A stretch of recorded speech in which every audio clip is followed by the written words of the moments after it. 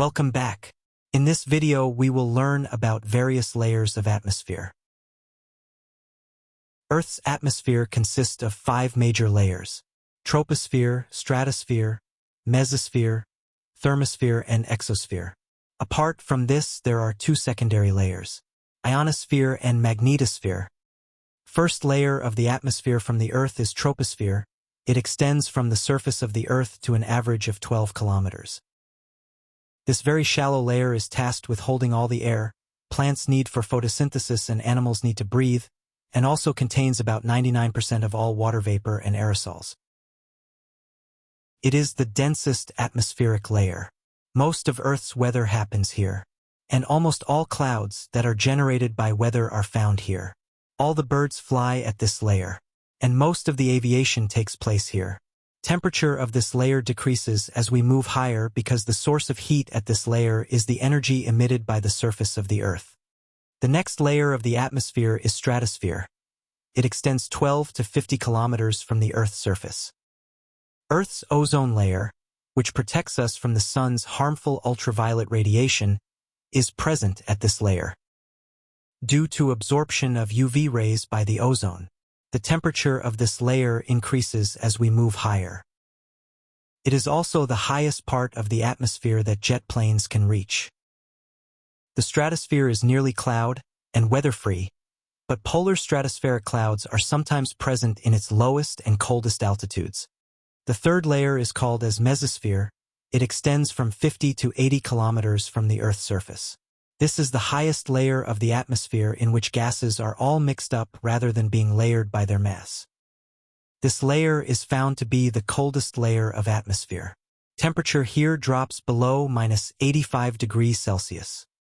Sounding rockets can reach up to this layer, and meteors that approaches Earth burns up here. The layer present between 80 to 700 kilometers is called as thermosphere. The lower part of thermosphere is called as ionosphere. The ionosphere contains a high concentration of ions and free electrons, which are generated by the ionization of atmospheric gases by solar radiation. The ionosphere plays a crucial role in radio communications. Radio waves transmitted from Earth bounce off the ionosphere, allowing long-distance communication across the globe. When charged particles from the Sun collide with the Earth's ionosphere, they produce the stunning aurora borealis, also called as northern lights, and aurora australis, also called as southern lights. There are a lot more facts about ionosphere, but that's all for this video. Now let's see the fact about thermosphere. The International Space Station orbits in the thermosphere. Due to the presence of ionized atoms, this layer is the most hottest layer of atmosphere. The temperature at this layer can reach up to 2,500 degrees Celsius.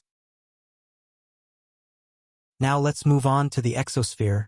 It is located between 700 and 10,000 kilometers.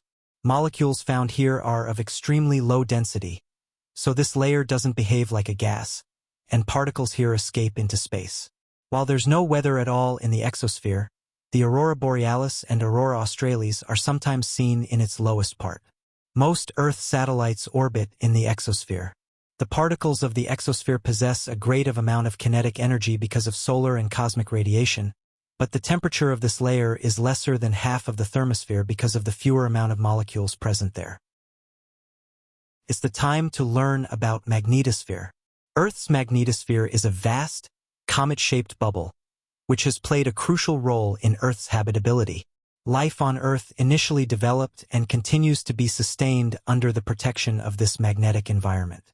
The magnetosphere shields our home planet from solar and cosmic particle radiation, as well as erosion of the atmosphere by the solar wind. The constant flow of charged particles streaming off the sun can change shape in response to incoming space weather from the sun. Kármán line is the imaginary line located 100 meters from the Earth. This line is defined as the edge of the outer space, and mostly used to differentiate aircrafts from spacecrafts.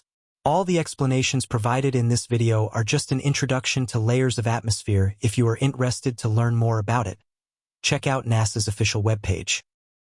Thank you for your support. Let your feedback in the comments section. Also consider subscription.